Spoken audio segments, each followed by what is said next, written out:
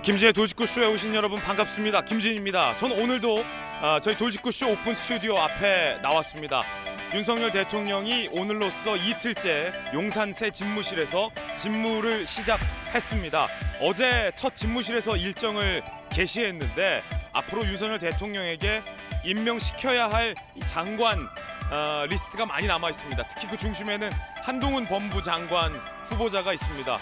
이모 논란, 한국 3M 논란, 많은 논란을 낳았던 청문회였는데 앞으로 어떻게 될지 잠시 후에 모든 이야기 전해드리겠습니다. 저는 비가 오나 눈이 오나 매일 아침 이곳에서 여러분을 기다리겠습니다. 김지의 돌직구쇼 지금 라이브로 시작합니다. 잠깐만.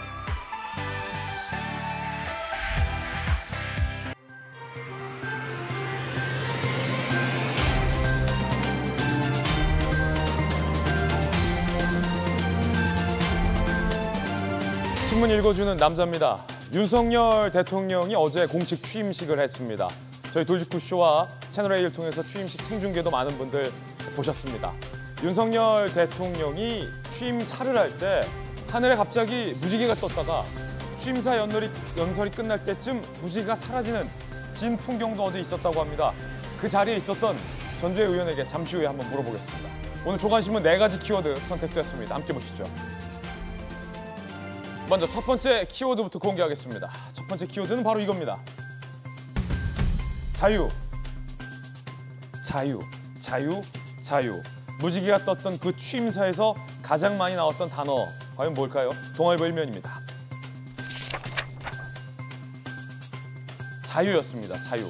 자유 확대와 빠른 성장으로 나라를 다시 세우겠다라는 국정 비전을 밝혔습니다. 이 사진이 새로운 용산 집무실에서 1호 법안에 서명하고 있는 모습이고 윤석열 대통령이 가운데 앉아있고 비서실장과 수석들 그리고 신임 1호 대변인의 모습도 보입니다. 이 사진이 윤석열 정부의 대통령실 참모 사진들입니다. 한덕수 총리 임명 동의안이 1호 법안이었습니다. 윤석열 대통령에게 과연 이 인사청문회 문턱을 넘어서 장관 임명이라는 난제도 있습니다. 어떻게 할지도 한번 주목해 보겠습니다. 이어서 두 번째 키워드 살펴보겠습니다. 두 번째 키워드는 바로 이겁니다. 소통. 경향신문 5면이 쓰고 있는 기사, 어떤 기사일까요? 집무실에는 2층과 5층 두 개의 집무실이 있습니다. 소통을 위해서 대통령 전용 엘리베이터는 설치 안 했다는 겁니다. 참모들이랑 같이 엘리베이터 타고 기자들도 만나고 이렇게 되는 거죠. 한 건물, 바글바글, 용산시대 개막, 집무실 안팎 어떻게 바뀌는지 잠시 후에도 한번 살펴보겠습니다. 이어서 세 번째 키워드는 무엇일까요? 지금 공개하죠. 세 번째 키워드는 바로 이겁니다. 활짝, 활짝. 한국일보 8면이 쓰고 있는 기사인데 뭐가 활짝일까요? 지금 공개하죠. 74년 만에 활짝 열린 청와대. 국민품으로 돌아갔습니다. 어제 정말로 많은 시민들이 청와대를 찾았습니다. 와, 감탄사들이 여기저기서 목격됐다는 기사들이 많고 시민들이 이 청와대를 둘러보고 있는 모습을 저희 채널A가 또 헬리캠, 드론을 띄워서 항공 촬영을 했습니다. 그 영상도 잠시 후에 공개하겠습니다. 녹음이 우거진 이 봄날의 아름다운 청와대의 모습 잠시 후에 영상으로 만나보시죠. 이어서 네 번째 키워드도 공개하겠습니다. 네 번째 키워드는 바로 이겁니다.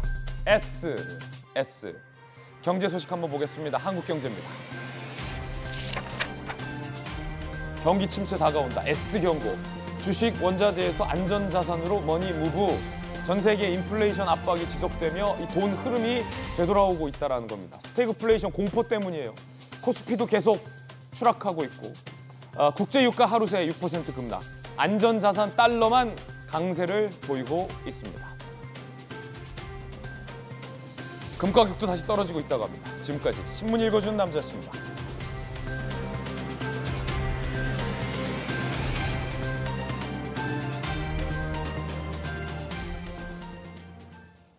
오늘 함께 하신 분들 소개해드리겠습니다. 국회 청년 국회의원 민주당 전용기 의원, 돌직구쇼 좌장 민주당 김영주 전 의원 나오셨습니다.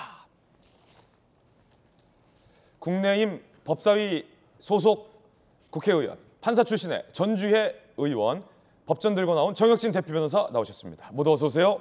반갑습니다. 자, 저희들이 준비한 첫 번째 이야기 바로 시작하겠습니다. 자유, 성장, 재건, 그리고 무지개. 어제 무지개가 떴어요. 저 진풍경인데 마른 하늘에 무지개, 굉장히 이례적입니다. 마른 하늘에 날벼락이 아니라 마른 하늘에 무지개. 저희 오늘 출연진 중에 그 무지개를 직접 보고 온 분도 있습니다. 잠시 후에 한번 이야기 나눠보겠습니다. 어제 오후에 그리고 저녁까지 취임식이 끝난 이후에 윤석열 대통령의 공식 일정도 상당히 바빴습니다. 영상으로 만나보시죠.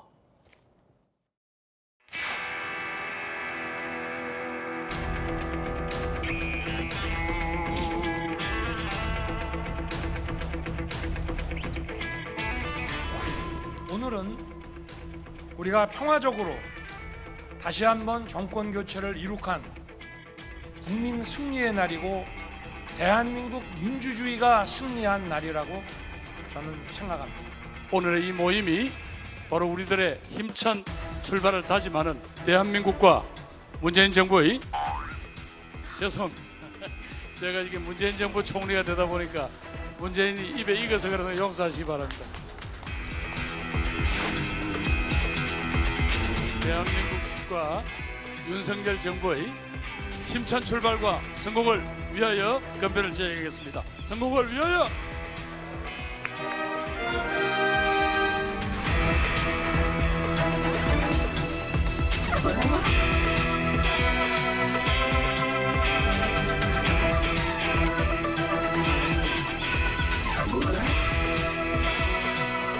국제사회가 기대하는 역할을 주도적으로 수행해 나갈 것입니다.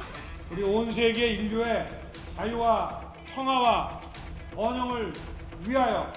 감사합니다. 네, 어제 취임사 연설을 할 때 신기한 진풍경이 벌어졌습니다. 어제 날씨가 참 좋았습니다. 하늘도 파랬고 국회에 있었던 잔디와 나무도 굉장히 초록초록했는데 윤석열 대통령이 취임사 연설을 하던 중에 갑자기 하늘에 무지개가 쫙 떴다가 취임사 연설이 끝날 때쯤 또 무지개가 쫙 없어졌다고 합니다. 함께 보시죠. 대통령으로서의 직책을 성실히 수행할 것을 국민 앞에 엄숙히 선서합니다. 2022년 9월 10일 대통령 윤석열.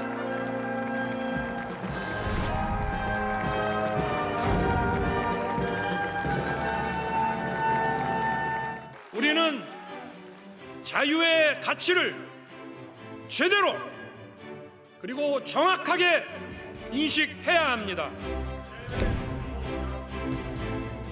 다수의 힘으로 상대의 의견을 억압하는 반지성주의가 민주주의를 위기에 빠뜨리고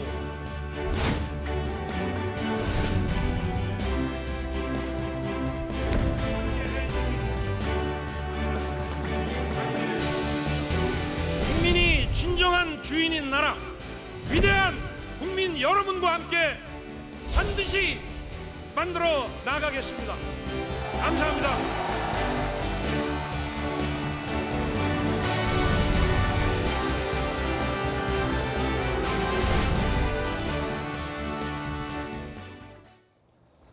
방금 보셨죠? 하늘에 무지개가 싹 떴다가 취임사 연설이 끝날 때쯤 무지개가 또 사라지는 일도 있었고 신세계 정용진 부회장도 이 장면이 신기했는지 저 사진도 직접 본인이 게시하기도 했어요. 그러면서 자유, 자유, 자유라고 쓰기도 했고 많은 분들이 저 갑자기 이 무지개 같은 사진을 찍어서 올리는 일도 지금 현재 한창 진행되고 있고 저 자리에 있었던 취임식 저 현장 무지개 밑에 있었던 분이 바로 전주혜 의원님이신데 전주혜 의원님 진짜 저 무지개 떴습니까? 대통령 취임사 할 때 직접 보셨어요? 네, 저도 보고 사진도 여러 장 찍어 왔습니다. 아니, 신기하니까 전주혜 의원도 사진 찍은 거예요. 이렇게 그러네. 사진도 찍고 저도 SNS에 올렸습니다. 아, 직접 찍으신 거예요? 네. 오, 굉장히 해맑게 무지개를 또 네. 찍으셨군요. 갑자기 언제 뜬 거예요, 이게?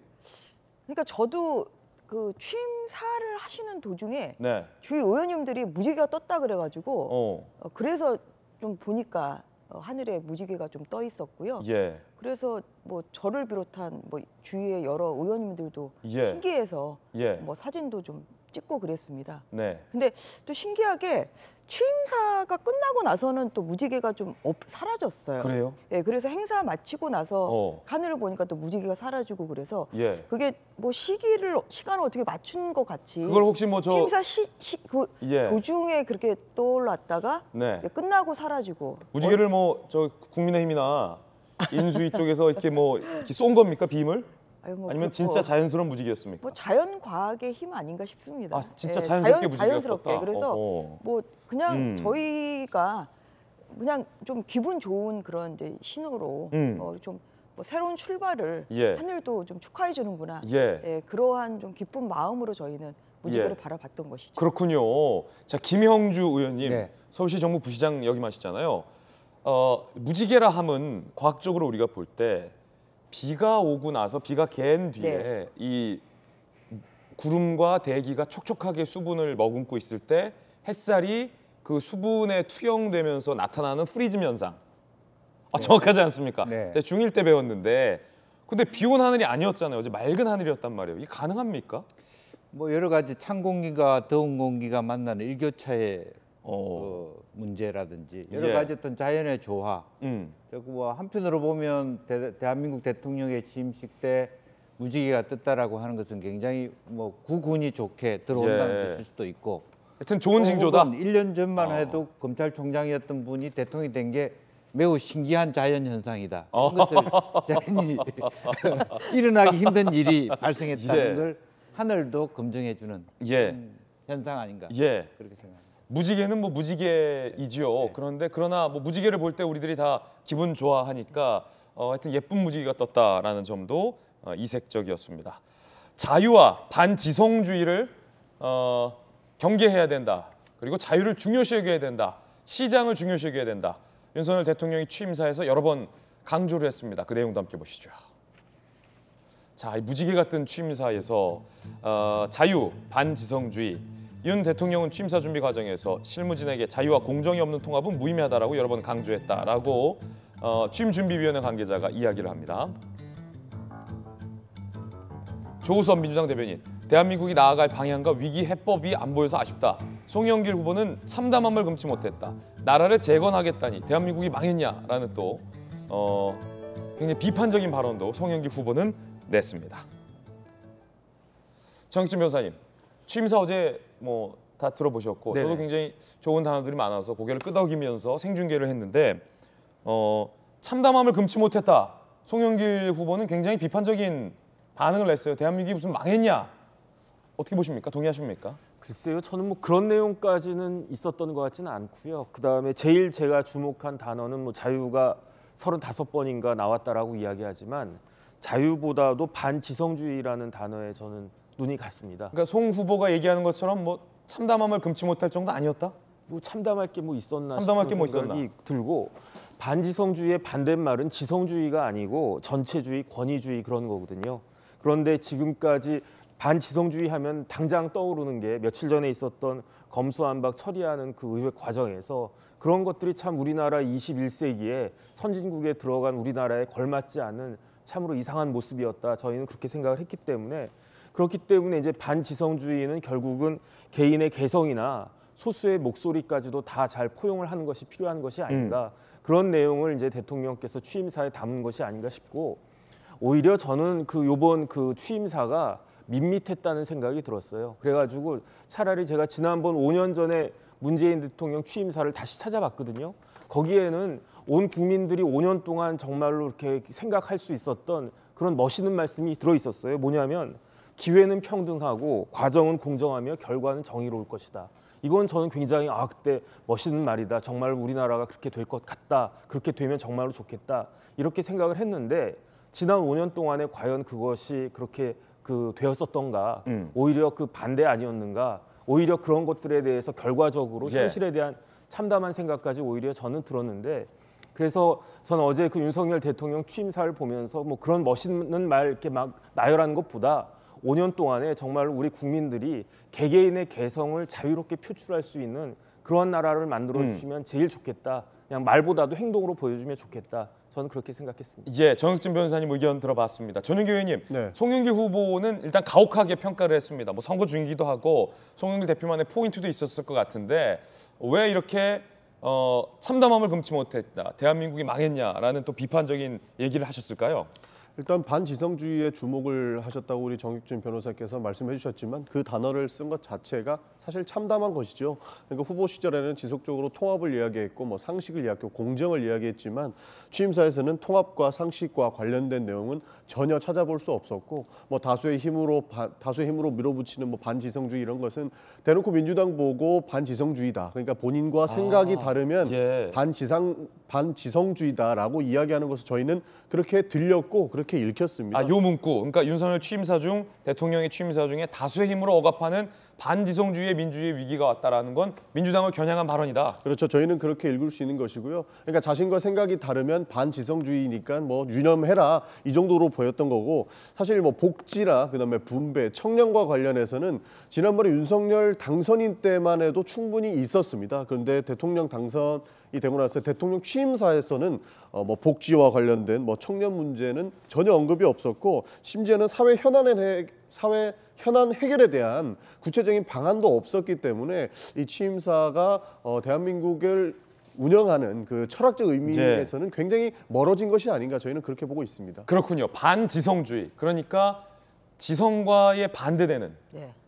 다수의 힘으로 억압하는 것, 이거는 민주당을 겨냥하는 게 아니냐라는 게 이제 민주당의 입장이다라는 말씀입니다. 여러분들은 어제 취임사 어떻게 들으셨습니까? 그리고 어제 그 무지개 장면 여러분들은 어떻게 해석하십니까? 그런가 하면 김건희 여사도 굉장히 어제 주목을 많이 받았는데 일단 패션도 주목을 받았고 김건희 여사의 행동도 주목을 받았고 특별히 저는 어제 취임식 현장을 제가 2시간 동안 계속 생중계를 했기 때문에 유심히 저는 봤는데 아마 이제 제가 지적한 부분이 오늘 기사로도 많이 보도됐어요. 남편, 그러니까 대통령의 뒤에서 4발자국 거리를 유지하면서 거리를 유지하는 모습도 굉장히 눈여겨 보였습니다. 함께 보시죠. 자, 일단 먼저 이렇게 문재인 전 대통령과 전 영부인을 향해서 90도로 폴더 인사, 굉장히 예의 바르고 깍듯하게 인사를 했고요. 박근혜 전 대통령에게 가서도 폴더 인사, 그리고 박 전 대통령에게 팔짱을 끼면서 굉장히 담화를 나누는, 챙기는 모습들도 어제 많이 보도가 되고 있습니다. 자, 이렇게 남편을 굉장히 조용하게, 자, 밖에 나가 있으니까 대통령께서 들어오시라, 포토존은 여기다라고 이렇게 조용하게 다소곳하게 리드하는 모습도 있었습니다. 그리고 자, 이렇게 항상 어디를 갈 때 4발자국 뒤에 있었어요, 김건희 여사. 그래서 첫 언뜻 영분이 없나? 라는 생각이 들 정도로, 하지만 다시 보면 늘 4발자국 뒤에 네. 이렇게 거리를 항상 유지하는 그림자 내조를 하겠다라고 밝혔던 부분도 있었습니다. 김건희 여사의 의상들도 화제가 됩니다. 함께 보시죠. 자, 현충원을 갔을 때는 이 검정색 의상, 취임식에는 뭐 브로치나 액세서리가 없이 취임식 때는 그냥 흰색에 가운데 이제 리본 묶음을 한 요 정도. 그리고 축하연 자리에서는 또 이제 짧은 소매 차림의 원피스. 그런데 요 의상들이 영세 업체에서 구매를 직접 사비로 한 것이다라는 이야기도 나오고 있습니다. 함께 보시죠. 현충원 참배 취임식 때 입은 의상 자비로 소상공인 자영업자에게 구매했다. 김 여사는 원래 옷도 잘 사지 않고 굉장히 저렴한 네. 브랜드 옷이나 인터넷 쇼핑몰도 많이 애용하는 걸로 알려져 있죠. 공식 석상에서 입는 의상들은 소상공인을 장려하고 응원한다는 취지에서 자비로 구해보겠다라는 김건희 여사 측의 이야기도 나옵니다. 어제 전주현 의원님 그 취임식 현장 보셨는데 제가 궁금한 게 네. 일부러 대통령의 뒤에서 한 4걸음 떨어져서 계속 이렇게 거리를 유지하면서 가신 겁니까?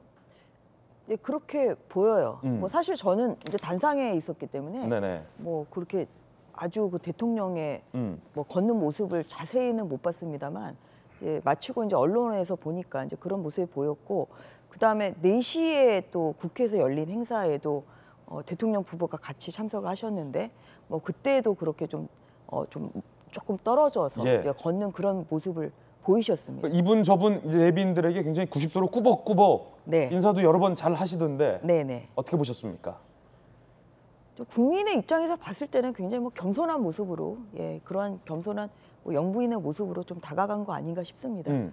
그동안에 또 사실 대중 앞에 처음 또 선보이는 자리잖아요. 예. 이제 그러다 보니까 굉장히 또 본인도 뭐 좀 긴장도 하셨을 것 같고 좀 조심스러웠을 것 같은데 좀 그러한 좀 대중 국민들을 좀 생각하는 그런 겸손한 마음이 좀 자연스럽게 나온 것이다. 예. 저는 그렇게 보였습니다. 박근혜 전 대통령과 김건희 여사가 굉장히 정답게 이야기를 하는 장면도 어제 제가 좀 눈여겨 보이던데 네. 박 전 대통령 팔짱을 이렇게 자연스럽게 끼는 네네. 모습도 저는 봤거든요. 그러니까 계단 내려갈 때 좀 아무래도 예. 뭐 좀 넘어지실 수도 있고 아. 그렇잖아요. 그래서 이제 그때 좀 자연스럽게 잡아주는 모습이 예. 굉장히 보기 좋았습니다. 박 전 대통령도 굉장히 유쾌하고 쾌활하게 기분 좋게 또 이 김건희 여사의 응대를 네. 여기더군요. 네.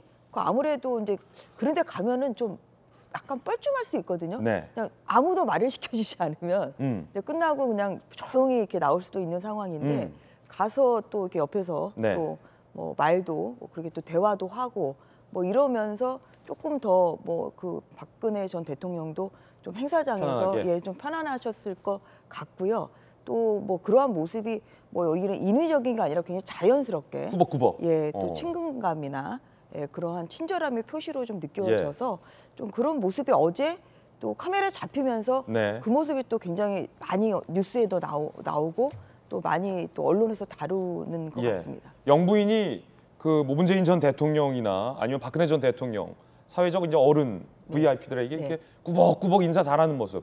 뭐 전직 대통령이 아니더라도 어르신들을 이렇게 가다가도 꾸벅꾸벅 인사 잘하는 모습 보면 또 우리가 또 동방예의지국이라 네. 국민들이 보기에는 또 네. 기분이 좋은 장면일 수 있죠. 예. 그래서 좀 그런 모습을 계속 국민들한테 보여주는 게 좀 좋을 것 같아요. 예. 아무래도 좀 국민들을 위한 저는 뭐 향한 마음, 뭐 평상시에 어떤 행동도 있겠지만 네. 좀 그러한 마음을 가지고 좀 국민들을 대한다고 하면 네. 더 좋은 그 모습으로 국민들이 또 받아들일 것 같아요. 예.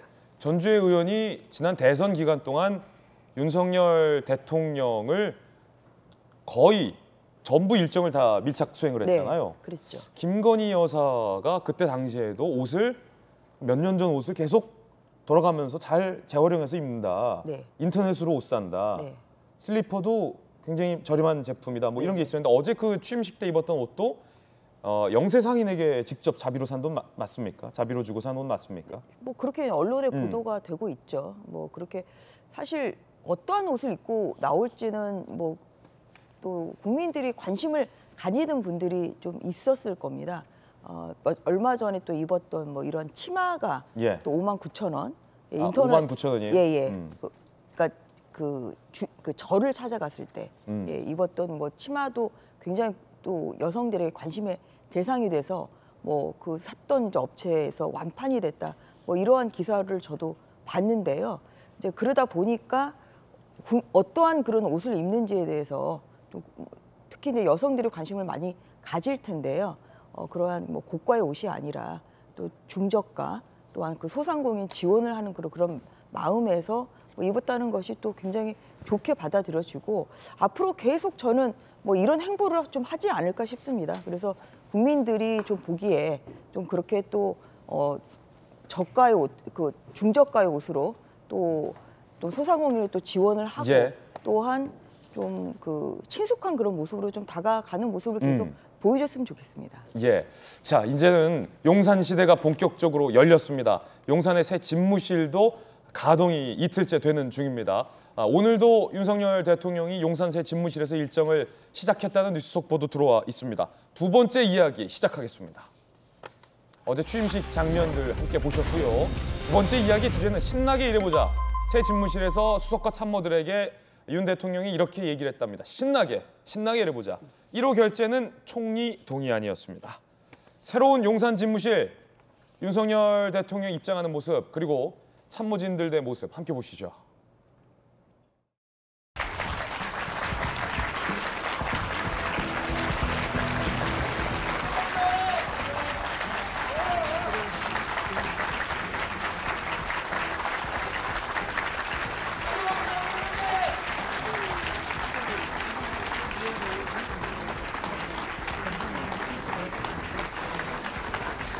우리 국민이 다 함께 잘 사는 이 나라를 위해서 우리가 한번 신나게 일해 봅시다.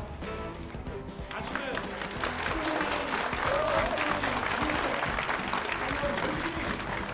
신나게 우리 같이 한번 뛰어봅시다. 자, 같이 하실 거죠?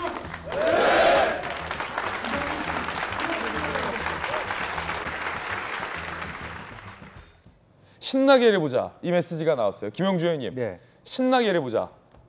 굉장히 좀 쉬우면서도 간결한 첫 입성 메시지였어요. 어떻게 보십니까? 신나게 일해보자. 뭐 신나게 이런 우리나라 민족이 이제 신바람 민족 아닙니까? 신바람 민족이죠. 신나면 예. 굉장히 뭐 52시간을 뛰어넘어서 80시간, 100시간 일하는 그런 국민이기 때문에 예. 그 말 뜻은 잠을 재우지 않고 일을 많이 시키겠다. 그리고 이제 구조가 이제 청와대 구조가 아닌 이제 용산 구조가 네네. 미국의 백악관 구조하고 거의 얼비슷하게 아, 그렇습니까? 그렇게 했습니다. 제일 끝에 비서실장과 정무수석을 놓고 이렇게 수석실 이렇게 오. 바로 옆에는 또 경호실 이렇게 해서 편안하게 수평적으로 만날 수 있고 또 예. 엘리베이터도 없다라고 얘기하지만 제가 봤을 때 저 건물을 다시 대통령 전용 엘리베이터를 만들기에는 시간이 많이 걸렸을 겁니다. 불필요한 것이고 2층이기 때문에 이제 그런 의미에서 대통령께서 수시로 각 수석실을 드나들면서 예. 또 수석도 뭐 대통령실을 드나들면서 일을 하겠다. 집에 갈 생각하지 마라. 그런데 좋은 뜻으로는 예. 신나게 일하자. 신나게 일하자. 국민을 위하여. 예. 뭐 화이팅이죠. 예전에 노무현 전 대통령 지근거리에서 수행했잖아요. 네, 모셨잖아요. 그 어떻습니까? 윤석열 대통령 성격상 그리고 지금 이제 용산 집무실 구조상 참모들이 일하는 게 대통령 눈에 다 보이는 거예요. 반대로 참모들의 눈에도 대통령이 어디 있는지 다 보이는 거예요. 네. 서로가 이제 다 보이는 격이 없이 얘기할 수 있는 건데 예를 들면 이런 거잖아요. 수석 문 팍 열고 야, 김 수석 뭐해? 이렇게 대통령이 네. 뭐 이렇게 할 수 있는 그렇게 거잖아요. 할 수 있죠. 예. 수시로 전화해서 들어오라고 할 수 있고 들어올 수도 있고 같이 갑자기 밥 먹으러 가자 그럴 수도 있고 갑자기 뭐 유인태 예. 그 수석께서도 너무 힘들게 토요일 날 심심하면 들어와서 밥 먹자 그래서 미치겠다고 그렇게 얘기한 적이 있고 너무 가까우면 예. 계속 아마 예. 대통령께서 밥을 좋아하시기 때문에 네. 밥자리에 계속 부를 것 같아요. 근데 그런 게 사실은 그 참모와 대통령이 소통을 자주 한다는 건 좋은 거예요. 네. 근데 이제 저는 윤 대통령께 좀 한마디 더 고언을 드리면 예. 노무현 대통령은 그 정치 시절부터 보좌관들하고 맞담배하면서 토론을 해왔던 문화에서 살았던 분이고 이분은 사실은 검찰이라고 하는 비교적 수직적 구조에서 살았는데 예. 본인이 바라는 거는 굉장히 수평적 커뮤니케이션이거든요. 네. 그것이 하루아침에 일어나지 않습니다. 본인이 하고 싶은 것은 노무현 대통령과 같은 수평적 커뮤니케이션이지만 그동안에 본인이 젖어왔던 어떤 말하자면 수직 체계 그런 부분들을 빨리 스스로가 혁파하고 또 강한 신념도 좋지만 결과적으로 대통령께서 더 많이 보좌관, 장관, 국민들의 이야기를 듣는 것. 듣는 것. 그러니까 1대 9로 이제 7대 뭐 9대 1로 자기가 말하는 시대에서 1대 9로 듣는 시대로 가지 않으면 상당히 수평적 커뮤니케이션은 안 된다. 왜냐하면 자 마음껏 시켜 나는 짜장 이런 문화가 아직 있을 수 있기 때문에 오늘은 내가 살게. 예. 마음껏 시켜. 근데 지금 군만두. 우리가 이제 이런 거. 보좌관들한테 더 원하는 것은 뭐냐면 아마 대통령은 난 짜장 그렇게 했을 때 예. 그럼 우리도 짜장 그렇게 얘기하지 말고 저는 팔보채입니다 끝까지 이렇게 하는 문화가 지금 필요하다는 얘기입니다. 팔보채를 외칠 줄 알아야 된다. 네. 근데 제가 이제 후보 시절에 그 대통령을 예. 듣기로는 굉장히 토론을 좋아하세요. 토론을 좋아하세요. 예, 그래서 저희가 예. 정책 발표를 할 때 뭐 그냥 밑에서 해주는 정책 그냥 읽으신 게 아니라 그 전에도 토론을 하면서 의견을 듣고 또 궁금한 거 물어보고 그래서 본인이 이해가 좀 뭐 조금 이게 아니다 싶으면 사실 공약까지 이어지지 않은 것도 굉장히 많습니다. 그래서 굉장히 토론을 즐기시고요. 그리고 어제 첫 오찬을 도시락 오찬으로 했다는 거 아닙니까? 예. 예, 그런데 저는 그런 모습을 후보 시절에 굉장히 많이 봤어요. 그냥 뭐 회의하시다가 그냥 도시락 자연스럽게 시켜서 그 토론회, 그러니까 회의에 계신 분들하고 자주 드셨거든요. 그래서 그러한 모습이 낯설지가 않고, 혼밥은 안 한다. 네, 그리고 굉장히 토론을 즐기시기 때문에 치열한 토론을 통해서 또 고민이 또 그 대통령이 또 심사숙고하시면서 좀 정책들을 좀 선보이지 않을까, 그렇게 생각해 봅니다. 용산 집무실 구조, 백악관 웨스트윙 구조를 지향한 구조라고 합니다. 어떤 구조일지 함께 보시죠. 자, 저희 돌직구 쇼를 통해서 여러분들 용산 집무실 구조를 지금 한눈에 보실 수 있습니다. 제일 중요한 게 대통령의 이 5층 제2집무실이 있는 그 층을 보면요, 대통령과 수석들이 같이 위치하고 있는데 대통령 집무실이 가장 이제 오른쪽 끝에 있고 대통령 집무실을 두고서 건너편과 맞은편에 이렇게 수석들이 쭉 있습니다. 제일 끝에 이제 비서실장실이 있고 그리고 중간에 이제 국가안보실장, 경호처장, 그다음에 그 건너편에 정무, 시민사회, 홍보, 경제, 사회수석이 나란히 다 모여 있기 때문에 대통령이 복도로 나와서 문만 열면 야 홍보수석 뭐하냐? 야 정무수석 들어와봐. 사회수석 잠깐 들어와봐. 이렇게 바로바로 소통이 가능한 구조다라는 거죠. 이게 미국의 웨스트윙 구조와 같다라고 합니다. 미 대통령이 백악관에서 참모들 방에 수시로 드나들며 대화 나누듯 윤 대통령도 한 공간에서 참모들과 격의 없이 현안을 논의할 예정이다라는 이야기도 밝혔습니다. 집무실에 소파 대신 원형 테이블을 배치했다라는 뉴스도 있습니다. 지금 사진이 나오는군요. 이렇게 집무실 책상하고 통상적으로는 소파가 있는데 그래서 이제 편안하게 소파에서 좀 신문도 보고 휴식도 취하는데 소파를 치워버렸어요. 그래서 달랑 좀 썰렁합니다. 집무실 책상하고 원형 테이블만 있어요. 네. 일하는 사무실 공간. 네. 이거 어떤 의미입니까, 정익준 변호사님? 일단 제가 보니까요, 그 집무실이 굉장히 작네요, 규모가. 작아요. 왜냐하면 제가 이제 국방부에 계셨잖아요. 예, 국방부 있을 때 2층 같은 경우에 거의 절반 정도를 장관이 쓰셨거든요. 예. 그 다음에 나머지 절반의 한 절반 정도를 차관이 쓰고. 그래서 국방부 장관은 참 방도 넓구나. 그때 국방부 정혁진 당시 법무실장 방은 얼마 냈어요? 저야 뭐 조금 했죠. 조금 했어요? 네. 그랬는데 지금 얼핏 보니까 그 절반에서도 또 몇 분의 1밖에 안 되는 그렇게 굉장히 작은 그런 그 사이즈인 것 같고, 그 다음에 이제 옛날 국방부 장관실 들어가면은 저런 소파도 있고 회의용 탁자도 있었는데 지금 이야기 들어보니까 아예 그 소파가 없다는 이야기 아니겠습니까? 그러면은 좀 휴식도 하고 그 편안하게 담소도 나누고 그럴 장소를, 그런 그 기구 자체를 가구를 다 이제 치워버렸다는 이야기니까 한번 뭐 열심히 일을 하겠다 그런 그 말씀이신 것 같고, 원탁이라는 것은 이제 상석과 뭐 하석 이런 거 구분 없이 네네. 평등하게 논의하겠다 이런 뜻이에요. 그래서 이전에는 이제 뭐 장관실이나 차관실 들어가면 그 직사각형으로 된 그 의자가 있어가지고 맞아요. 그래가지고 그 탁자가 있어가지고 장관님이나 차관님 그 앉아 계시면은 이렇게 순서대로 높은 순서대로 이렇게 근처에서 이렇게 보고하고 막 그랬었는데 이제 그런 것들이 없이 원탁을 강조했다 그런 이야기니까 어쨌든 집권 초기시니까 굉장히 의욕적으로 그 새 출발을 하는구나, 저는 그런 느낌을 받았습니다. 소파가 치웠다. 그리고 참모들과 앉으려면 무조건 원탁에 앉아야 된다라는 이야기 함께 보고 있습니다. 윤석열 대통령이 결재를 했는데 1호 결재가 뭐였을까요? 함께 보시죠. 1호 결재가 한덕수 국무총리 임명 동의안 결재. 국회에서 동의된 7명 장관에 대해서 임명도 했습니다. 이제 국회에서 동의되지 않은 남은 장관 후보자들이 있어요. 네, 내일 장관 7명을 추가 임명할지 여부도 좀 봐야 되고요. 첫 국무회의도 주재할 예정입니다. 전윤기 의원님. 네. 장관과 총리 청문 기간이잖아요. 민주당에서 이런 얘기 나왔었어요. 한덕수 총리를 살리고 싶으면 한동훈을 버려라. 근데 어제 이제 대통령의 1호 법안은 한덕수 총리 임명 동의안이에요. 민주당은 이제 앞으로 어떻게 하실 생각입니까? 우리가 또 한동훈 청문회는 다 봤거든요. 네.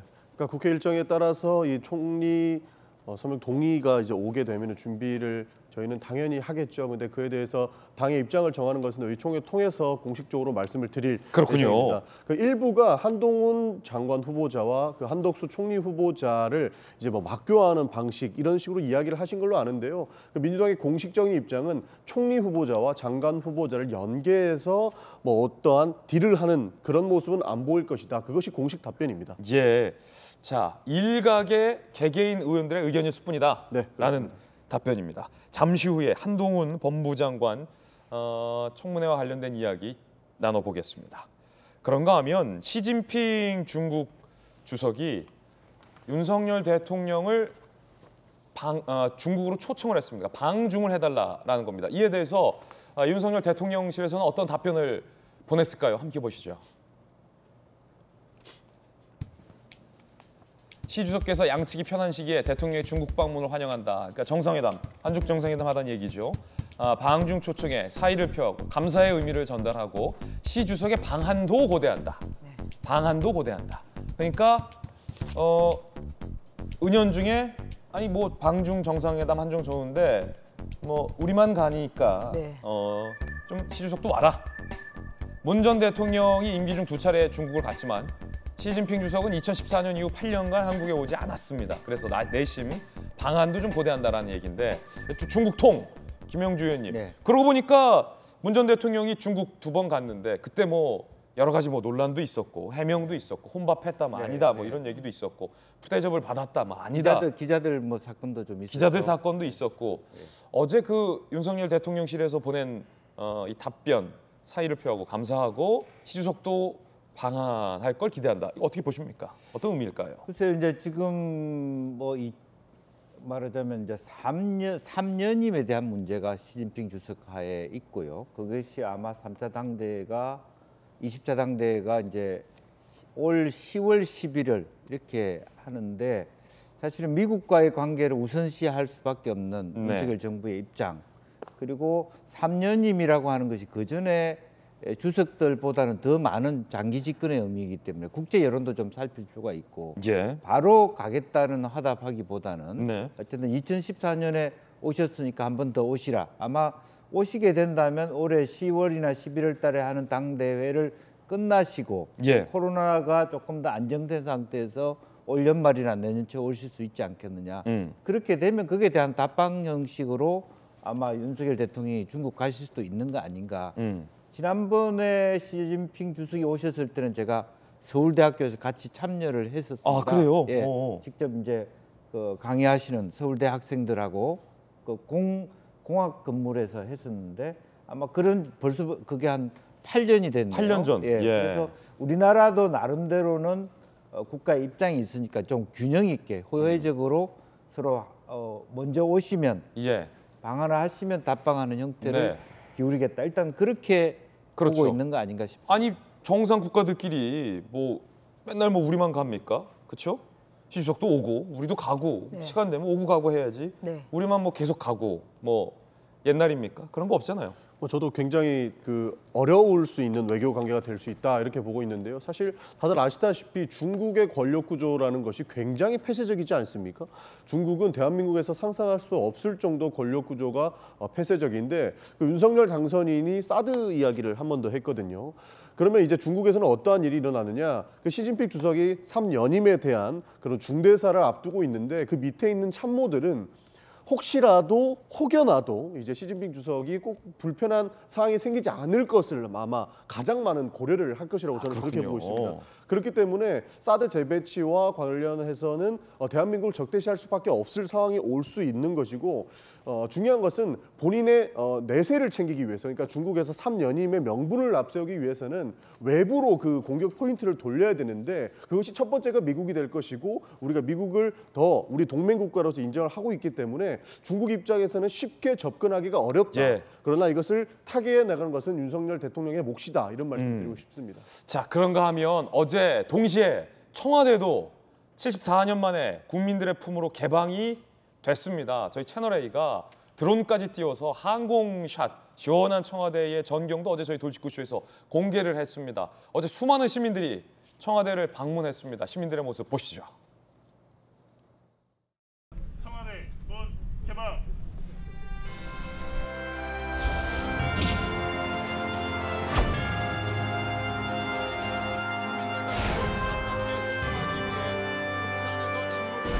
그 우리 시민들 입장에서는 한없이 이렇게 기분이 좋죠. 예, 자연을 즐길 수 있는 공간이 넓어졌으니까. 너무 상쾌하고 제가 버킷리스트 1번으로 청와대 방문을 희망했는데 1호가 해결됐습니다. 어제만 해도 대통령이 살았던 곳인데 오늘이 첫 개방이라서 기분이 좋았어요. 생각한 것보다 조금 컸어요. 훨씬 작을 줄 알았어요. The architecture of like the buildings and the colors, they're very vibrant and very bright. It's very beautiful. It's very much different from the United States and our White House. 자, 지금 청와대에 저희가 띄웠던 드론인데, 자 이렇게 많은 시민들이 와, 이 저 대통령 집무실에 있는 이 본관 아니겠습니까? 본관에도 자유롭게 드나들고 여기서 김영삼 전 대통령이 조깅을 했대, 뭐 이런 얘기 있었고 생각보다 굉장히 좋다, 뭐 이런 반응도 참 많았습니다. 그리고 날씨가 무엇보다 오늘도 상당히 좋은데 어제도 좋아서 어제 정말 수많은 시민들이 이렇게 개방된 청와대를 둘러보고 있습니다. 74년간 대한민국 권력의 정점, 그 정점에 있었던 상징이 바로 청와대 아니겠습니까? 청와대. 이승만 전 대통령이 이름을 직접 지었잖아요. 청와대. 푸른 기와 지붕이라는 건물. 이승만 전 대통령이 지은 게 아닌가요? 윤보선 대통령. 윤보선 전 대통령이 지었군요. 그렇군요. 이 청와대, 그게 지금 국민들의 품으로 돌아간 겁니다. 그 안에 건물까지 차제에는 다 들어가 보실 수 있게끔 정비를 한다라는 얘기도 있고, 전주혜 의원님, 정말 시민들이 좋아하시더라고요. 그러니까 어제 이제 취임식 도중에 청와대가 개방되는 것을 이제 저도 그 화면을 통해서 봤는데요. 그러니까 그 윤석열 이제 대통령이 당선 취임 일성으로 내세웠던 게 결국은 이제 그 청와대를 국민들에게 돌려드리겠다. 이제 저는 그 약속을 지켰다는 점에서는 굉장히 또 뿌듯하게 생각을 했습니다. 그리고 그 동안에 왜 용산으로 왜 옮기냐? 청와대 이게 이제 이전 비용이나 아니면 여러 가지가 사실 매끄럽게 되지 않았고, 이제 그런 것 때문에 또 국민들 중에서는 또 반대하는 그런 분들도 있었습니다만, 그러니까 어제 이제 그 청와대에 여러 국민들이 그렇게 자유롭게 또 방문하고 개방되는 모습을 보면서 정말 이게 저는 국민 주권 시대다. 이러한 생각을 가졌고요. 국민 주권 시대다. 그리고 이렇게 잘 또 저도 청와대를 가본 적은 없습니다만. 잠깐만요. 아니 전주혜 의원이 청와대 못 가봤어요 아직? 그렇죠. 제가 갈 일이 없었죠, 청와대를. 그랬군요. 만약에 뭐 청와대에서 그냥 계속 직무를 보셨으면 대통령이 뭐 앞으로 갈 기회가 있었을 수 있습니다만 지금 뭐 또 용산으로 옮기셨기 때문에 그 온라인으로 그 사이트 들어가서 그래서 저도 신청해서 가보려고 합니다. 주민번호 넣고 전주혜 전화번호 넣고 하면은 돼요. 그래서 좀 그렇게 국민들에게 잘 또 굉장히 조경이 잘 돼 있다 뭐 이런 얘기를 또 하고, 어제 그 언론을 통해서도 이제 그런 모습을 보니까 진짜 국민들에게 뭐 이러한 좋은 모습을 보이는 것이 결국은 국민 주권 시대의 대통령의 행보 아닌가, 이제 저는 그런 생각이 들었어요. 그리고 또 하나는 사실 대통령이 왜 그렇게 청와대보다는 청와대를 나오겠다고 했느냐. 사실 이건 이제 소통의 문제라는 말씀을 제가 여러 번 드렸습니다만, 이게 어제 가보신 국민들도 진짜 여기가 구중궁궐이구나 이런 생각을 했다는 거거든요. 그래서 그 대통령이 최고의 권력자가 되면 결국 구중궁궐에 쌓여서, 그래서 국민들과의 이 소통이 어떻게 단절이 되면서 또 국민들부터 멀어지고, 뭐 대통령의 눈과 귀가 가려지는 뭐 이러한 또 사태까지 일어날 수가 있기 때문에, 그런 면에서 저는 어제의 그 모습을 보면서 윤석열 대통령이 정말 청와대를 떠나서 청와대를 국민들에게 돌려드리고 용산에서 국민들과 소통하면서 그렇게 직무를 보는 것이 국민 소통을 더욱더 이어나갈 수 있는 그런 가구 역할을 하겠구나, 저는 그런 생각을 해봤습니다. 김진 앵커가 추천하는 또 하나의 코스는 이 청와대 안의 경내도 한번 둘러보시고, 그 뒤에 북악산 등산 코스와 연계가 지금 너무 잘 되어 있습니다. 그래서 거듭 말씀드리지만 이 청와대 뒤편으로 해서 쭉 부암동까지 가서 돌고래 바위를 넘어서 김신조 루트까지 쭉 한번 가보시면 너무 좋습니다. 한 1시간 10분 정도 이렇게 쭉 가시면은 완만한 길도 있고 경사로도 있는데 정비가 잘 돼 있으니까 이 북한이 이 길로 이렇게 넘어왔구나, 바로 청와대 뒤구나, 그런 걸 좀 생생하게 보실 수 있고 이 민간인들에게 개방이 안 된 구역도 최근에 개방된 구역도 있으니까 자연 그대로의 모습 아마 느끼실 수 있을 것 같습니다. 청와대가 개방이 되면서 또 하나 달라진 점이 있습니다. 지도 2장을 제가 준비했는데 함께 보시죠. 자, 청와대가 국민에게 공개되기 전의 지도. 여러분들이 보실 때 왼편. 공개가 되고 나서 지도가 오른편. 다르죠? 공개 전에는 이 국가 가장 민감한 기구이기 때문에 지도에서 일부러 공개를 안 해놨습니다. 청와대 건물들을. 그런데 청와대가 개방되면 민간에 개방이 됐으니까 청와대라고 해서 중간에 뭐 대정원, 상춘제, 녹지원, 소정원, 본관, 정문, 비서실, 춘추관 다 지금 공개가 됐어요. 정혁준 변호사님, 네. 옛날에는 왜 저렇게 지도에서 가려놓은 거예요? 드론도 못 띄웠어요, 옛날에는? 그게 이제 비밀 시설이니까. 비밀 시설이니까. 대통령이 그 계신 곳이니까. 위성 지도도 이렇게. 그다음에 저는 뭐 이제 요즘 같은 세상에 저렇게까지 할 필요가 있는가 하는 생각을 개인적으로 하는데. 야, 근데 그간에는 저게 산이 있는 것처럼 다 가려놨네, 감쪽같이. 네네. 그다음에 요즘 이제 군사 시설 같은 것들도 예. 저렇게 되어 있기는 합니다. 법으로 저렇게 된 겁니까? 아마 그 군사 시설 보호법에 여기 이제 군사 기밀로 군사 시설로 그 되어 있는데. 저는 어떤 생각하냐면요. 이게 청와대가 개방된 게 74년으로 볼 수도 있지만 저는 83년으로 봅니다. 예. 왜냐하면 이 청와대가 사실 옛날에 경복궁 때부터 있던 게 아니고 1939년에 조선 총독이 총독부 관저로 지은 거거든요. 그래서 39년 만에 이제 39년에 지어진 게 2022년이 됐으니까 83년 만에 그 국민들한테 돌아온 것으로 생각을 하고 그 다음에 이제 단순히 청와대가 국민들한테 돌아온 걸 떠나가지고 경복궁이 완전체가 됐다라는 생각이 들어요. 아, 그렇군요. 왜냐하면 그전에는 이 경복궁 뒤쪽으로 청와대가 있었기 때문에 국민들이 온전한 경복궁을 즐기지 못하고 그렇군요. 나아가 이제 김진 앵커 이야기한 것처럼 그 뒤에 북악산이 있지 않습니까? 그 북악산을 갖다 그 등산하면서 그 수도 서울의 한복판의 가장 중요한 그 부분이 국민들에게 온전히 돌아왔다. 그렇기 때문에 그 부분이 굉장히 큰 의미가 있다라고 저는 생각합니다. 가시는 분들에게 제가 어제 붙잡고 인터뷰해 보니까 연기해서 가시더라고요. 네. 경복궁, 청와대, 북악산까지 하나의 어떤 서울의 어떤 관광 코스 굉장히 명소가 될 것 같다는 느낌도 듭니다. 전윤기 의원님. 네. 참 이게 수천만 원의 그 이전 비용을 들어가면서 용산으로 가는 것이 이제 국민들과의 약속을 지키기 위해서 그랬다라는 것에 대해서는 어느 정도 동의할 수 있습니다만 저는 비판을 하지 않을 수가 없습니다. 지금 국방부 이전 문제가 굉장히 혼잡한 상황이고요. 약속을 지킬 거면 청와대 공개 이런 내용보다는 즉시 집권 즉시 하겠다는 장병 200만 원 월급이나 지키고 1,000만 원의 소상공인 지원이나 좀 지켰으면 좋겠다는 말씀을 드리면서요. 한편으로는 참으로 그 문재인 정부에서 이미 공개해 놓은 것을 홍보하는 데 지나지 않았을까 하는 그런 비판 지점도 있습니다. 제가 어저께 청와대에 계셨던 분한테 전화를 해서 예. 원래 공개돼 있지 않았냐라는 질문을 했습니다. 그런데 청와대에는 이미 예약 시스템상 하루에 1,500명의 관광객이 드나들 수 있었고요. 1년이면 25만 명이 이미 청와대를 관광할 수 있었다는 겁니다. 그리고 관광 해설사만 5명이 상주를 했고 언제 쉬느냐 물어보니까 월요일 하루만 제외해놓고는 모든 관광객들이 청와대 경내를 관광할 수 있었다라는 답변을 받았었거든요. 예. 그러니까 이미 공개되어 있는 것을 본인이 용산으로 옮기기 위한 하나의 명분으로 쓰기는 것은 아니었는지 저는 그런 궁금증을 지울 수가 없습니다. 예, 네. 이제 아마 이 내부 건물까지 이제 문재인 정부 때는 공개를 안 했으니까 이제 그 내부 건물까지 차차 이제 다 공개가 될 것으로 보입니다. 이번엔 저희가 준비한 3번째 이야기인데 뜨거운 감자. 민주당 법사위 청문위원 철험회 소속 의원들이 보여줬던 한동훈 청문회의 모습들 여러 가지 우리 국민들 사이에서 다양한 평가들이 나오고 있습니다. 그 이야기 시작하겠습니다. 나아가서 윤석열 대통령은 한동훈 법무부 장관을 언제 임명할 것인가도 포인트입니다. 함께 보시죠. 3번째 이야기 주제 민주 헛발질 논란소. 내일 한동훈 강행 헛발질과 강행 이 두 키워드가 오늘 3번째 이야기의 주요 포인트가 되겠습니다.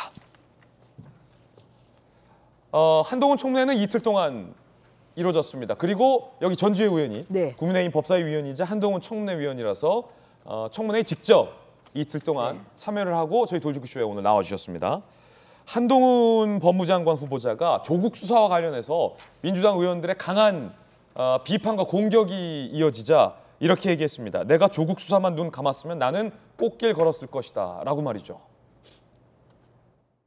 살아있는 권력에 대한 수사를 과연 검찰이 할 수 있겠냐라는 그런 걱정이 되는 겁니다. 자신 있게 여기에 대해서 말씀을 하실 수 있겠습니까? 예, 살아있는 권력에 대한 수사가 제일 안 된 것은 지난 3년입니다. 지금 조국 사태 이후에 제대로 된 수사가 뭐가 있습니까?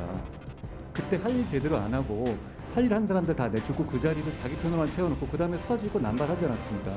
적어도 지난 3년과 같은 편향적인 검찰은 검찰 역사상 없었다고 생각합니다. 지금 검찰 일부에서는요,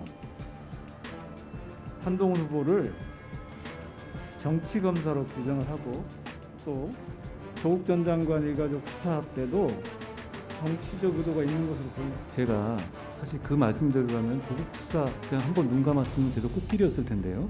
그런데 제가 그 선택을 해서 이렇게 탄압받았습니다. 언제 정치 검사의 정의가 바뀌었는지 저는 되묻고 싶습니다. 한동훈 장관 후보자의 반격도 만만치 않았고 민주당 의원들의 공격도 만만치 않았습니다. 조국 쟁점과 관련해서는 적어도 치열한 질문, 치열한 답변, 반박이었습니다. 특히나 제가 눈여겨봤던 건 정익준 변호사님, 네네. 조금 전에 한동훈 법무장관 후보자의 논리가 이거예요. 내가 만약에 조국 수사 때 정치검사였다면 눈 감고 꽃길 걸어야 그게 정치검사지, 논리적으로. 네네. 눈 안 감고 조국 수사, 살아있는 수사에서 몇 번은 좌천되지 않았냐. 언제 정치검사의 정의가 바뀌었냐. 이런 항변이었어요. 네. 어떻게 보십니까?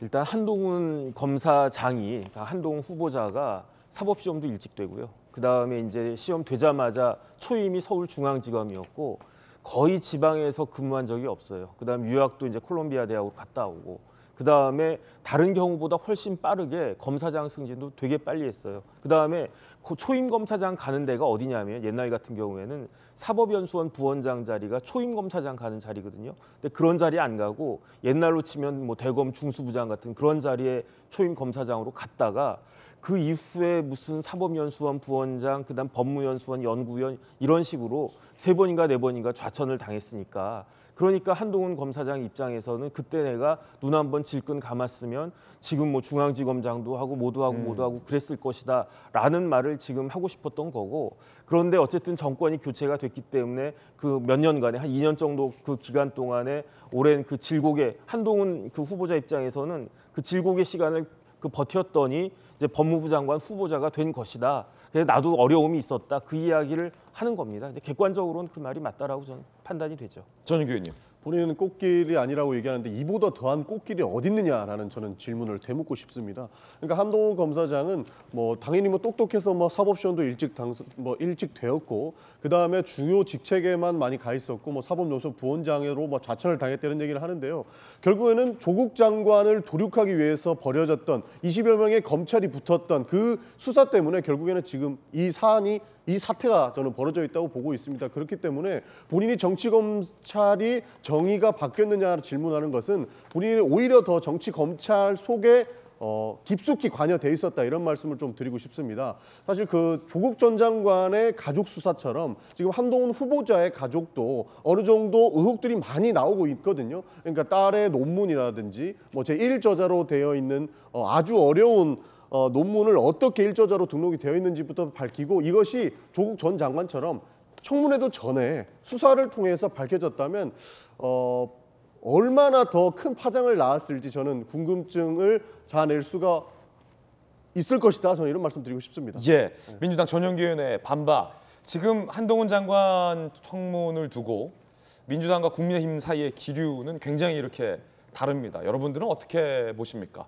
전주혜 의원님, 법사위 직접 멤버셨잖아요. 네. 한동훈 장관 청문 과정 직접 보셨고 네. 직접 질의도 하셨고 네. 한 장관의 답변도 직접 들어보셨어요. 네. 아까 그 답변 중에 이런 말이 좀 눈여겨 보이던데 지난 3년간 검찰이 가장 편향된 역사상 검찰이었다라고 비판을 하며 그 기점을 조국 수사 전후로 나눴어요. 네. 조국 수사 이후에 지금까지 제대로 된 수사가 뭐가 있느냐. 네. 이런 의미를 담았어요. 그 어떤 이야기는 의미라고 보십니까? 제가 지난 2년간 법사위에서 무수히 했던 얘기입니다. 그 얘기를 후보자가 똑같이 했던 것이죠. 그리고 제가 청문회에서 한동훈 후보자에게 물어봤던 질문 중에서도 이런 게 있었어요. 왜 민주당이 보기에는 후보자가 증오의 대상인 것 같다. 왜냐하면은 답정너거든요. 청문회 하기도 전에 낙마를 이미 예정을 하고 떨어뜨린다 지금 뭐 이런 이야기를 공견하게 좀 하지 않았습니까? 그래서 그걸 물어봤더니 그게 그전에는 뭐 재벌 수사하고 이럴 때는 민주당이 본인을 굉장히 잘한다 이렇게 얘기를 하다가 조국 교수 사건 이후에 증오의 대상이 됐다. 이제 그 얘기를 했어요. 그리고 뭐 아시겠지만 2년 동안 4번의 좌천 인사를 당했죠. 그리고 검언 유착 이제 의혹 이후에 본인이 혐의 없음 처분을 받는데 단 한 번의 그 상신이 아니라 12번째 결재를 올린 끝에 받았고 그 사이에 4번의 또 그런 좌천 인사를 겪었고 그래서 그냥 그런 것이 제가 2년 동안 청문회에서 목도한 바로도 살아있는 권력 수사를 안 했던 거죠, 검찰이. 그러면 왜 안 했냐. 결국은 꽃길만 걸은 이런 정치 검사들이 중앙지검장이나 요직에 있었기 때문에 안 한 것이다. 저희가 생각하고 저희가 봤던 것을 그날 한동훈 후보자가 똑같이 얘기를 했던 것이고요. 그래서 저는 국민의 시각에서 정확히 얘기를 했다고 그렇게 보고 있습니다. 그리고 여러 가지 또 의혹 제기를 민주당 의원들이 하셨습니다만 지금 사실 드러난 게 없는 거예요. 이게 그날 좀 새로운 사실 뭐 아니면 결정적인 사실이 나왔어야 되는데 그냥 언론에 나왔던 사실을 그냥 계속 이야기하는 이제 그 수준에 좀 그쳤다는 면에서 맹탕 청문이었다. 예. 이러한 인상을 지울 수가 없었습니다. 그 맹탕이라는 표현 속에는 철험회 소속의 민주당 청문위원들의 헛발질 논란을 유발한 질문들도 포함이 돼 있을 겁니다. 지지자들도 내부에서 한숨을 쉬고 등을 돌리고 있다는 보도도 여기저기서 나오고 있습니다. 논란이 됐던 이 3명의 질의, 김남국, 최강욱, 이수진 의원, 이 3명의 질의 장면 저희가 하나로 모아봤습니다.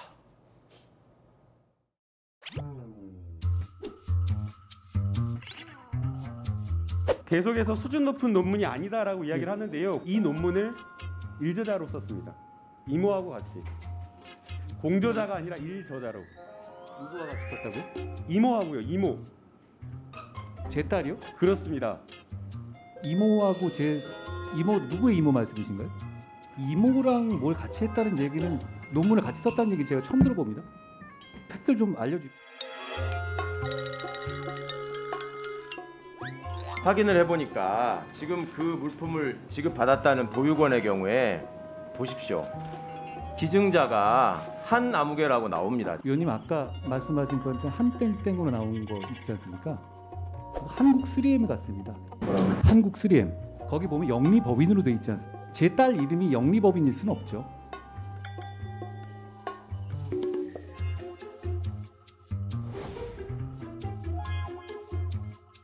(332회) 카톡을 왜 주고 300차 총장하고 연락되지 않았을 경우에 한해서 한 겁니다. 자, 그러니까 그 당시에 그게 총장과 말도 안 연락 되는 소리라는 건 다 국민이 알고 있습니다. 아닙니다. 그 말이 되는 가만히 소리죠. 계세요.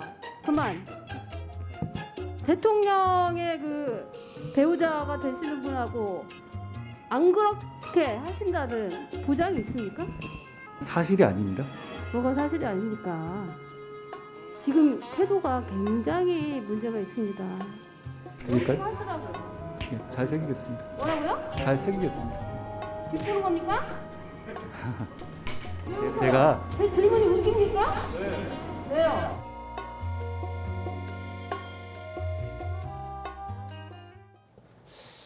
이수진 의원님 같은 경우는 고성 논란까지 이어졌습니다. 잘 새기겠다라고 했는데 비꼬느냐, 네. 제 질문이 웃기냐라는 얘기까지 이어졌습니다. 일단은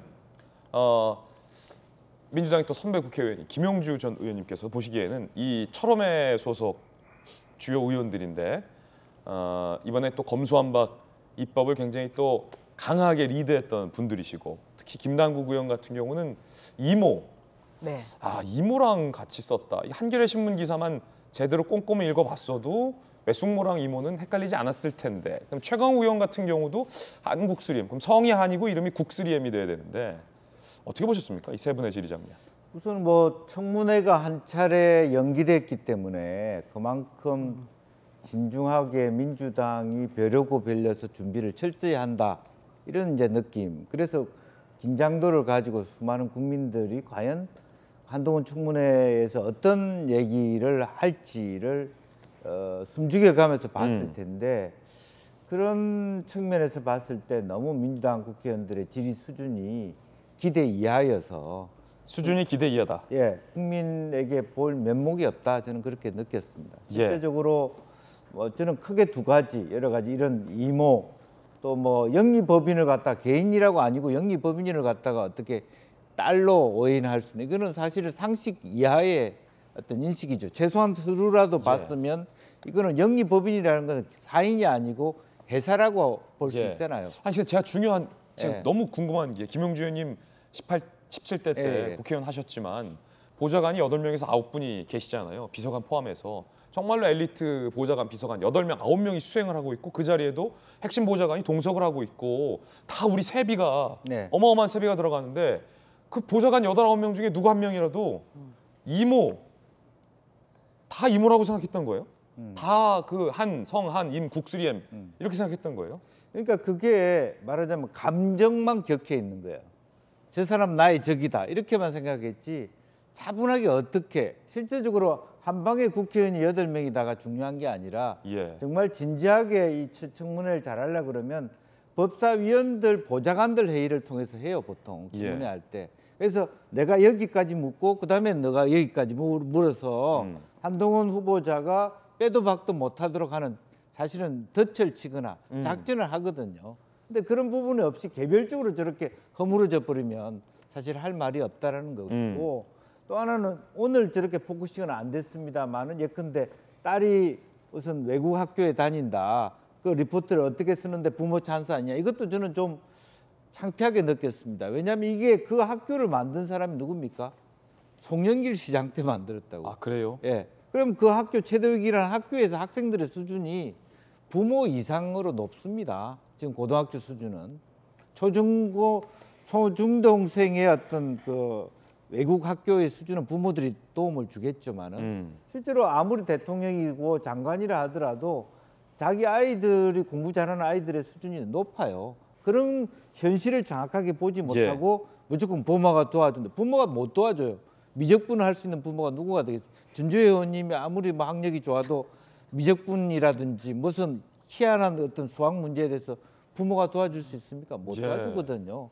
또 국가 채무도 마찬가지입니다. 물론 국회의원이기 때문에 국가 채무 얘기를 하지만 수업 시간에 듣고 숙제 낸 거예요. 그러니까 그런 현실에 대한 체크 없이 무조건 큰 소리로 부모 찬스 썼다, 아빠 찬스 썼다. 물론 부모 찬스, 아빠 찬스 쓴 부분도 있을 겁니다. 근데 그 부분은 뭐냐 하면 우리 사회의 구조적인 문제예요. 그래서 그런 면에서 여러 가지 어떤 방향 설정이라든지 개개인이 좀 차분하게 각오를 가지고 팩트 체크를 하면서 임하지 못했다는 것이 좀 씁쓸한 부분이다. 그렇게 생각이 듭니다. 민주당 내부에서도 한숨이 나옵니다. 함께 보시죠. 민주당 핵심 관계자. 팔이 안으로 굽는 것도 정도껏. 박홍근 원내대표도 한숨만 쉬는 실정이다. 민주당 중진 의원 한동훈 충분히 코너로 볼 수 있었는데 변죽만 올렸다. 친민주당 성향 온라인 커뮤니티 시간 날리고 상대 주장 강화시. 조모 교수였다면 할머니냐. 아, 김남국 의원이 이모 교수라 이모로 헷갈렸으니까 만약에 그 교수가 조 씨였으면 조모니까 할머니냐. 외 씨는 없습니까 혹시 외 씨? 그럼 외할머니? 아니 그런데 고시성이면 고모고, 고모죠. 장시성이면 장모냐 뭐 이런 여가지 있었습니다. 장모 교수면 장모고, 숙모 교수면 숙모고, 고모 교수면 고모냐? 네. 뭐 이런 댓글까지 있었다고 하네요. 아니 근데 이거는 저희가 뭐 비웃으려고 하는 게 아니라 수준이 너무 낮잖아요. 이모를 어떻게, 이모 교수를 어떻게 이모로 착각을 하고 그거를 체크 없이 보좌관들이 이모라고 하고 대한민국 국회의원이 벼르고 벼른 법무부 장관 청문회에서 그 해명이 됩니까? 이모 교수라 이모라 헷갈렸다. 외숙모리 해명이 돼야죠. 이건 수준의 문제입니다. 수준의 문제고 준비의 문제고. 제가 청문회 이제 장에서 봤을 때 한동훈 후보자가 이모랑 같이 썼다고 하니까 정말 아까 화면에 보신 것 같이 정말 깜짝 놀랐어요. 처음 들어보는 얘기다. 제 딸이 그랬냐 이렇게까지. 왜냐하면 웬만한 뭐 의혹 제기에 대해서는 다 본인이 다 그래도 사실 확인이나 좀 점검을 하고 나왔을 거 아니겠어요? 처음 들어보는 얘기라 저희 청문회장에 있던 사실 저희도 굉장히 긴장을 했습니다. 왜냐하면 새로 나오는 의혹이면 또 저희가 거기에 대해서 또 어떻게 좀 또 대처를 좀 해야 될 수도 있고 이렇거든요. 이모 갑자기 새로 뭐 들고 나온 한 방인 줄 알았다. 김남국 의원이 그 자기 질의 마지막 부분에 한마디 했어요. 이모랑 쓴 건 아니랍니다. 이렇게 얘기를 했거든요. 근데 이제 이게 본인이 잘못 알고 썼던 거죠. 그리고 저는 이제 그날 그 민주당 의원님들이 그 또 좀 그 자세가 좀 너무 좀 고압적이라고 느꼈던 게 뭐냐면 이수진 의원님은 왜 이렇게 화를 내시는 거? 잘 새기겠다고 하는데. 아니 그러니까요. 그래서 그 후보자에게 자세가 문제라고 하는데 본인의 자세가 오히려 전 좀 문제였다 이렇게 좀 느꼈고요. 그 한동훈 후보자가 모두 이제 본인의 첫 발언에서 검수완박이라는 말을 썼어요. 그랬더니 오전 내내 이제 얘기됐던 게 민주당 의원님들이 아니 검수완박이 아닌데 왜 검수완박이라고 하냐. 사과하라 이렇게 해가지고 오전 내내 이것 때 결국 청문회가 시작을 제대로 못했던 거거든요. 그래서 어떠한 사태까지 갔냐면 그 한동훈 후보자가 검수완박이라는 말을 쓴 것에 대해서 사과할 것을 권고하는 의결을 하자는 겁니다. 이거는 국회법에도 없는 거예요. 그렇게 너무 좀 강압적이고 이거를 오히려 본인의 어떠한 문제점에 대해서 꼼꼼하게 질의를 하면서 국민들에게 그러한 모습을 보였어야 되는데 이제 그러지 않고 오히려 찍어 누르라는 듯한 모습을 많이 보였고요. 그리고 실제로 이제 질의에 들어가서는 의혹을 꼼꼼하게 좀 못 챙기는 이런 모습이 나와서 이제 그걸 보고 좀 실망하는 국민들도 많았을 것 같고 그러한 상황에서 지금 한동훈 후보자를 사실 낙마를 시키자 이것은 국민들이 좀 봤을 때는 공감대가 부족한 거 아닌가 저는 그런 생각이 듭니다. 특히 이제 김남국 최강욱 의원은 질의 준비를 꼼꼼히 안 하는 거고 이수진 의원은 왜 저기서 계속 고성을 질렀다고 보십니까, 전현기 의원님? 정확한 거는 저는 현장에서 잘 모르겠는데요. 그러니까 누가 봐도 꽃길을 걷고 있는데 본인은 나는 권력에 의해서 탄압을 받은 피해자다라고 주장을 하니까 아마 스텝이 조금 꼬인 것이 아닌가 그렇게 보고 있습니다. 그래서 방금 김영주 의원님께서도 말씀해 주신 것처럼 감정적으로 저 사람은 적이다라고 규정을 해놨기 때문에 이런 불찰들이 생기지 않았을까 하는 그런 생각이 있고요. 사실 하나하나 떼놓고 보면 분명히 문제가 있는 지점들이 많았습니다. 그러니까 제 생각에는 정말로 검찰 수사에서 의아했던 내용들이 한동훈 후보자에 대한 휴대폰을 아직까지 비밀번호를 풀지 못해서 수사에 증거 불충분 혐의를 받은 것이죠. 그러니까 이런 내용들을 보면은 본인들이 수사를 다 해야만 유능한 검사다라고 하지만 현실을 놓고 보면 한동훈 후보자의 휴대폰은 비밀번호를 풀지 못해서 수사를 하지 못했다라고 주장하고 있는 것이기 때문에 그래서 김건희 씨와의 카톡을 물어본 것 같고요. 두 번째는 그 딸과 관련해서 후보자의 딸과 관련해서 사실 일반인으로서는 듣도 보도 못한 스펙들을 쌓고 있습니다. 그러니까 고등학교 때 엄청난 논문의 일저자가 되어 있는 것이고 이것이 어떻게 되어 있는 것이냐 하니까 나는 입시 때 안 쓸 것이다 라고 대답을 하고 있거든요. 그러니까 조국 전 장관 수사 때는 20명의 검찰이 압수수색까지 20차례 뭐 몇 차례 좀 아무도 수십 차례 압수수색까지 하면서 일기장까지 뺏어가면서 그 딸과 그 가족들에 대한 수사를 벌려놨었는데 지금 본인은 이거 나는 문제가 없다. 우리 딸은 그리고 입시에 안 쓸 것이다라고 하는 것이 국민들이 납득할 수 있을까? 그러니까 사냥을 하기 위해서 칼을 갈아놨는데 칼 가는 것을 문제 삼자마자 나 사냥 때 안 쓸 것인데 라고 이해하는 것이 이게 국민들이 납득할 수 있을 것인가 하는 의문이 든 겁니다. 그러니까 스텝이 꼬인 것이지 하나하나 떼놓고 보면 충분히 해명을 해야 될 부분이 있다. 이런 말씀 드리고 싶습니다. 우리 전용기 의원이 법사위 위원으로 하면 잘할 것 같다는 생각이 문득 들었습니다. 저도 열심히 공부를 해서 법사위에서 활동을 할 수 있게끔 노력하고 있습니다. 그렇군요. 김종민 민주당 의원도 역시 법사위 의원인데 이모 한국 3M 이 논란에 대해서 이렇게 해명을 했습니다. 들어보시죠. 친인척이다라고 하는 이제 그런 생각 갖고 있으니까 이모 외숙모가 약간 이제 헷갈렸던 거죠. 한국 3M 문제도 저는 뭐 한 땡땡이라고 한 걸 잘못 읽은 건 사실이고요. 발언을 하다 보면 약간 이제 착오를 일으켜서 한 거지 근본적으로 이게 뭐 큰 구조 자체가 뭐 왜곡된 거나 그런 건 아니니까요. 국민의힘에서는 어떤 반응일까요? 국민의힘 반응도 준비되어 있습니다. 함께 보시죠. 오픈 블랙 코미디 주연은 검수완박 주도한 철험해 이수진 의원의 고래고래 소리 지르는 모습은 보좌진마저 아연시식하게 했다.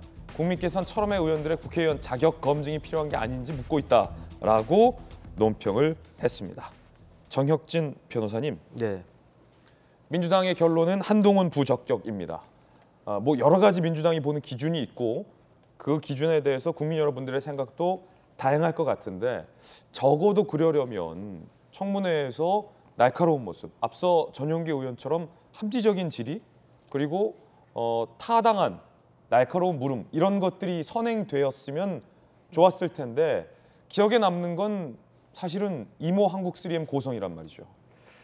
그래서 저도 사실은 이렇게 돌직구 이렇게 패널로 나올 때 신문 기사 같은 자료 찾아보고요. 정혁진 변호사는 공부 굉장히 열심히 해요. 노트에 다 쓰고. 이제 기사 딱 보다가 법전도 찾고. 뭐 이제 규정 같은 건 맞나 틀리나 확인해 보고 판례 있으면 판례도 찾아보고 그 정도 준비는 하고 나오거든요. 한동훈 청문회는 제가 봤을 때 윤석열 정부 5년 동안에 있을 많은 청문회 중에서 제일 중요한 청문회가 아닐까 저는 그 생각이 들고요.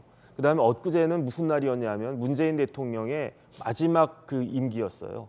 그날 그 시간에 한동훈 청문회가 잡혀 있는데 그렇기 때문에 오히려 어떻게 보면은 문재인 대통령의 마지막 기자회견도 좀 묻힌 듯한 그런 느낌도 있었거든요. 그렇게 중요한 시간과 중요한 내용의 그 청문회였는데 그렇게 그 준비도 안 하고 이제 김종민 의원 말씀이 맞죠. 이게 실수한 거죠. 뭐 처음부터 그랬겠습니까? 그런데 실수는 왜 나오느냐? 준비를 안 했기 때문에. 그런데 이거는 온 국민들이 다 쳐다보고 있을 그 청문회에 그렇게 준비를 안 했다라고 하는 것은 상당히 저는 도저히 이해를 할 수가 없겠고, 그다음에 저런 의원들이 그렇게 문제가 많았던 검수완박 법안을 만들었으니까 그 법안 자체가 저렇게 누더기였구나 그런 생각이 들어서 오히려 저는 어떤 생각이 드냐면 한동훈 후보자가 법무부 장관 후보자 자격이 있는지 여부를 따지기 전에 지금 말씀드렸던 저 의원님들이 과연 청문의원으로서의 자격이 있느냐, 저는 청문의원 자격이 없고 부적격하다 그 생각이 듭니다. 예, 정혁진 변호사의 개인적인 견해다라는 말씀 드리겠습니다. 자, 이번엔 저희가 준비한 다음 순서입니다. 뜨거운 소식 3가지 모았습니다. 함께 보시죠. 첫 번째 소식은요, 문재인 대통령입니다. 문재인 대통령이 어제 평산마을에 무사히 잘 도착을 했습니다. 이제 5년간의 국정 부담을 내려놓고 자연인, 민간인, 시민으로 돌아간 겁니다. 함께 보시죠.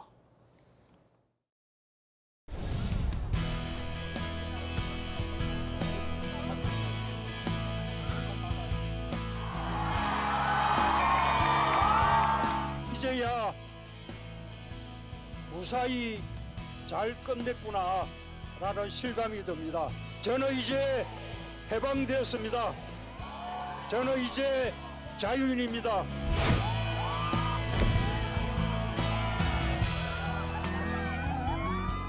평산마을 주민들께 전입신고드립니다.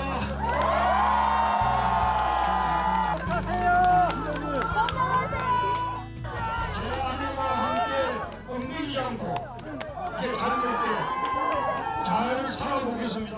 승리해 주실 거죠? 봉사도 짓고 막걸리 잔도 나누고 잘 어울리면서 살아보겠습니다.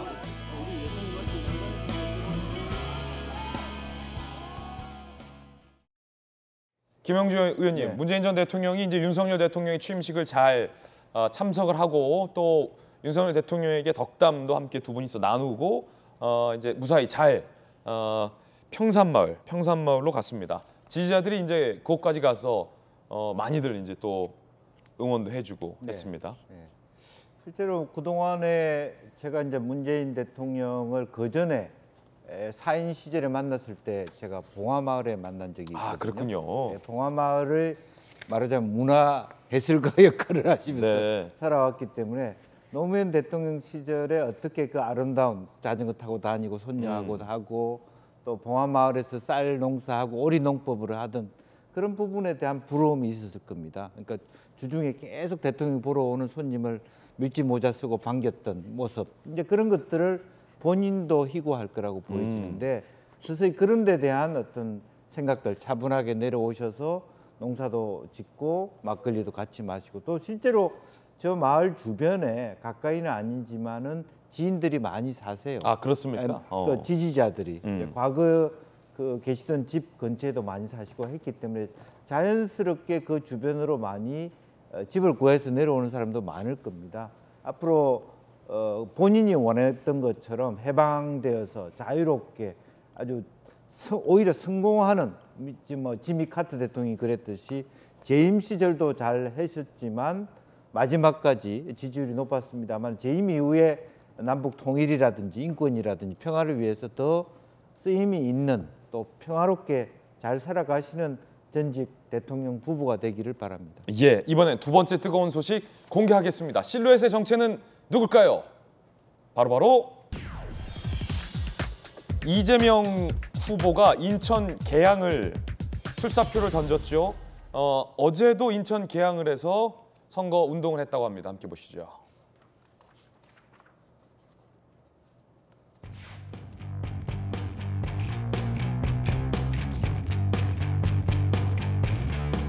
어머니.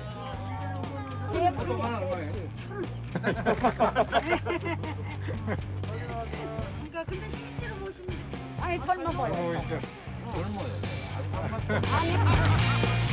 윤석열 정부가 상식과 원칙에 따라서 국정을 잘 이끌고 국민의 뜻을 존중해서 성공한 정부가 되기를 바라고, 그런데 권력은 집중되면 부패한다는 게 정설이지. 균형을 맞추고 상호 견제를 통해서 계양을의 민생 행보를 이재명 후보는 했습니다. 국민의힘은 이 지역에 이재명 후보의 상대 후보를 공천 확정지었습니다. 인천 계양을의 윤영선 당협위원장을 공천했어요. 이 지역에서 계속 당협위원장을 맡고 계신 분이고 윤희숙 전 의원을 공천할 거 아니냐라는 설이 있었지만 이준석 대표가 지역 밀착형으로 나가야 된다라고 윤희숙 의원을 공천하지 않았습니다. 그러자 윤희숙 전 의원은 이렇게 반응을 냈습니다. 함께 보시죠. 당의 방침 정해진 이상 출마 생각 없다. 사실 지역 밀착형은 지고지선의 가치가 아니다. 이 대표를 향해 문을 빈다. 요거는 이제 이 대표가 안철수 전 대표를 향해서 계속 문을 빈다 했던 얘기를 돌려준 건데 불편한 심기가 아니냐 뭐 이런 해석도 나오고 있습니다. 김영주 의원님, 이 지역은 굉장히 민주당에게 유리한 지역입니다. 인천 계양을 송영길 서울시장 후보가 저곳에서 뭐 올해 5선을 했기 때문에 텃밭 자체가 이재명 후보에게 매우 유리할 걸로 보여요. 네, 그렇습니다. 이제 그렇기 때문에 조금 뭐 편안하게 이재명 후보가 지역 활동을 하고 부분적으로는 어쨌든 인천 시장 선거에 도움이 되는 활동들을 사이사이에 하고 더불어서 어떤 그런 영향력이 경기도까지 가져가는 그런 식으로 된다라면 만약에 지금 여러 가지 이재명 후보의 출마가 명분이 있느냐 없느냐 비판도 많습니다만 결과론적으로 경기도와 인천의 지방선거가 승리한다면 본인의 승리는 물론이고 스스로 이제 그런 명분을 획득하고 당에서 조금 더 크게 장악력을 행사할 수 있겠다라고 하는 거고요. 또 국민의힘 입장에서 오히려 차라리 뭐 인물 대결보다는 지역 밀착형으로 지역사회에 봉사 많이 하고 그동안 일관되게 지역 활동하는 분들이 더 이재명 후보한테는 어려운 상대일 수 있겠다. 오히려? 예, 그런 생각들을 하고 이번에 한번 국민의힘에도 그동안에는 민주당만 줬으니까 새로운 대통령과 내가 일을 잘해보겠다. 이렇게 하는 것이 더 나은 말하자면 그 전략일 수 있겠다. 이렇게 이준석 대표는 판단한 것 같습니다. 이준석 대표의 판단도 굉장히 전략적이다. 만만치 않을 거다라는 이야기입니다. 자, 그런가 하면 대장동의 원주민들이 이재명 후보를 검찰에 고발을 했습니다. 어떤 내용으로 고발했을까요? 원주민들 반대하는 강제 수용권을 악용해 화천대유의 천문학적 수익을 몰아준 중대범죄다. 이재명 후보를 비롯한 인허가권자들이 보고받도록 묵인했다. 배임 등의 혐의로 고발할 예정이다라는 얘기도 함께 나오고 있습니다. 그런가 하면 이번엔 저희가 준비한 세 번째 뜨거운 소식 정치 공개합니다. 세 번째 소식은 바로 안철수 후보도 분당갑에 출사표를 냈죠. 민주당은 상대 후보 누구를 공천했을까요? 함께 보시죠. 성남 분당갑, 서울대 카이스트 출신 IT 기업가 맞대결이다. 김병관 전 의원은 성남 이 분당에서 현역을 지난번 선거 때 당선이 된 바 있었고 김은혜 의원이 김병관 전 의원과 이겼을 때 굉장히 아슬아슬한 승부였습니다. 그렇기 때문에 민주당에서는 이제 김병관 전 의원을 상대 후보로 공천을 한 겁니다. 다만 지난 대선에서 이 분당갑 지역이 윤석열 후보가 비교적 크게 이겼던 지역이기 때문에 그때 대선 때 여론 지형을 보면 안철수 후보에게 상당히 유리한 것 또한 사실입니다. 하지만 역시 만만치 않은 상대가 공천이 된 셈입니다. 안철수 후보 이야기 한번 직접 들어보시죠. 민주당에서 뭐 떴다방 철새 이런 비난의 목소리가 나오던데요. 원래 사람들은 자기 생각대로 남을 보고 세상을 보기 마련이거든요. 선거 전략은 열심히 한 분이라도 더 뵙는 겁니다.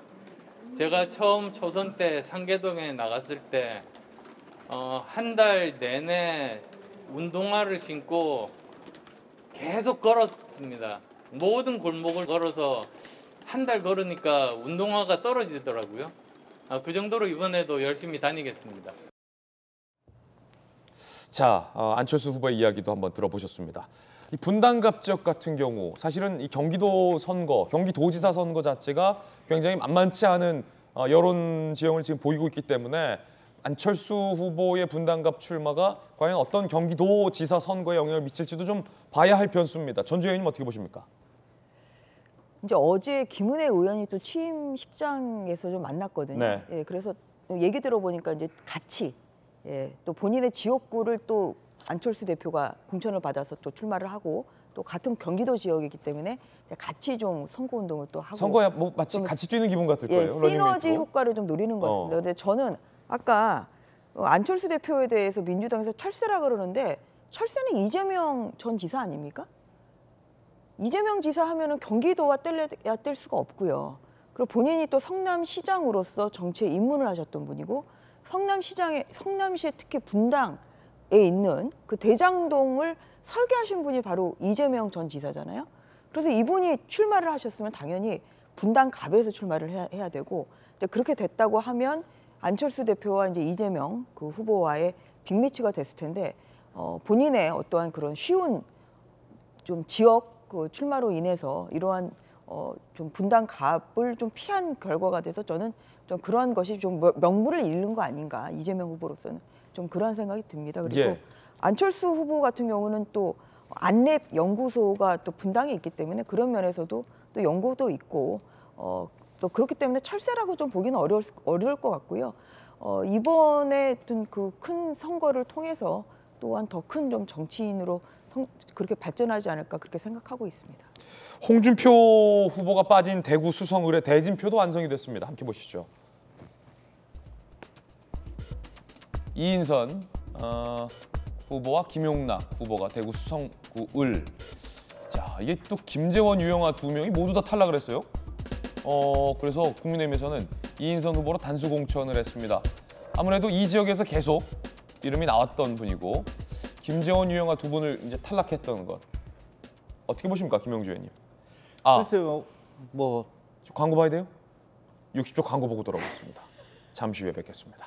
예, 오늘 저희가 준비한 소식 모두 다 전해드렸습니다. 저희들은 내일 아침 8시 50분에 더욱더 뜨거운 소식, 시원한 돌직구 들고 여러분께 인사드리겠습니다.